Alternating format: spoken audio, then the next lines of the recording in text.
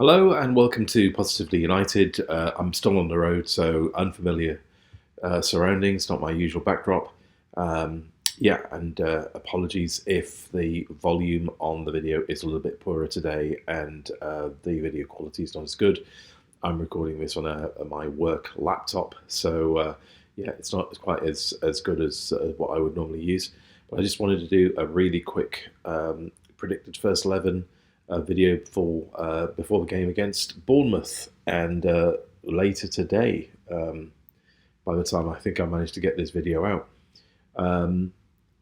And I suppose my first comment would be, it is going to be a really quick video, by the way, because I have no graphics or anything, so I'll just say what I think will happen with the team and how we'll approach the game. I'm tempted to say it's anybody's guess who Carrick will choose as his front lineup, because the rest of the team pretty much now picks itself. Lemons in goal. Look, no matter what you think of Dalot, managers trust him, so that back four is going to be Dalot, Maguire, Yoro, and Shaw. Same thing for Shaw. Not that we have any alternatives to Shaw at the moment. The midfield two is Casemiro and Mainu. Who else could it be? So the only question marks are really who he plays up front in the advanced midfield positions and as the striker, if he plays the striker. I don't think he's going to go for the Mbeumo option again, with Mbeumo playing as the most advanced forward. It didn't really work against Aston Villa, I don't think. In fact, I think it's not really working at all at the moment. The time that has worked was when, in all fairness to Amorim played Cunha up front against Liverpool, remember, at Anfield, and it worked. It worked really well. And I do wonder, the really odd thing for me is that clearly Carrick and his team don't 100% trust Šeško as being the starting centre-forward.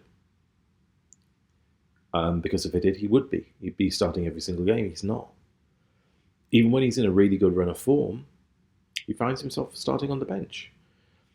So what's going to change their mind about that? So is Šeško going to start today? I think there's a good chance he will do, after not starting against Villa. But I think it's just as likely that Cunha might start up front, for example. And that the two wide players might be Mbeumo and Ahmad. I actually think Ahmed had a reasonable game against Aston Villa. I know a few people didn't think so, but I thought he was perfectly okay. So I think the only change that we're likely to see between the game against Villa and the game against Bournemouth later today is possibly Mbeumo starting on the bench and Šeško playing up front. Or Šeško on the bench and Mbeumo starting up front again. I prefer it if that's the way, the model that Carrick wants to play.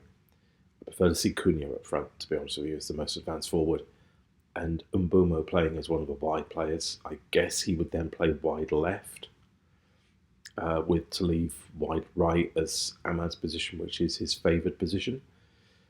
We'll wait and see. I can't believe that the team will go into today's game without anything but confidence.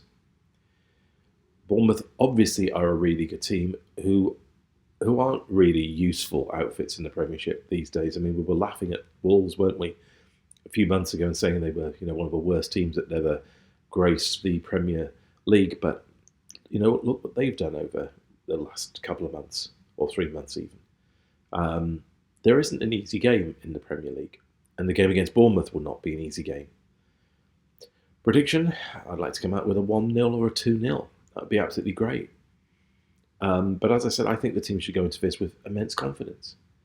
They're a deserved third in the league, and that's a compliment, by the way. They are putting together really effective performances, if not brilliant performances, in every game. But the performance against Villa was really effective. It was really good. And they are comfortably in third. The teams around them are not showing consistency. And I think And I think that there's nothing to be afraid of. There's nothing to be afraid of today. There's nothing to be afraid of playing Bournemouth. And there's nothing to be afraid of about the teams that are around United. So United can go into today's game with confidence. I hope they do. I hope they take control of the game early on. There's no need to sit back. I expect a win. I hope for a win. And I think a win just yet again emphasises the good, strong position we're in. Imagine going into the weekend games, watching everybody else having to play catch-up with us in third place. It's a good place to be in. I'm going to be coming off the road quite soon and back to my usual base. And at that time, that's possibly going to be Sunday. I'm going to do a video catching up on all the latest United news, in particular the uplift in transfer news that's happened over the last several days. I've got some views on some of the names that have been mentioned. I still think Tonali is a huge risk for the reasons I've explained in previous videos. You've got to pick players, you've got to buy players, not just on footballing ability, but on character. I've got question marks all over the place about Tonali's character.